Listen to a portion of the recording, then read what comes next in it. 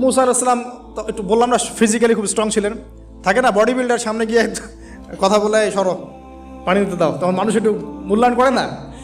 তো মুসা আলাইহিস সালাম এভাবে পানি নিয়ে দিলেন এবং বাছুরদেরকে পানি পান করালেন, করিয়ে গাছের নিচে এসে বসে আছেন।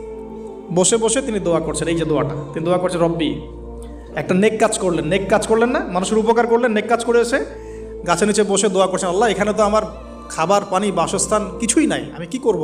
রব্বি ইন্নি লিমা আনজালতা ইলাইয়া মিন খায়রিন ফকির, রব্বি ইন্নি লিমা আনজালতা ইলাইয়া মিন খায়রিন ফকির। আবার বলেন, রব্বি ইন্নি লিমা আনজালতা ইলাইয়া মিন খায়রিন ফকির। অর্থ হচ্ছে, হে আল্লাহ, তুমি তোমার পক্ষ থেকে আমার উপরে যে নেয়ামতগুলো দিবে, আমি এর জন্য ফকির হয়ে বসে আছি।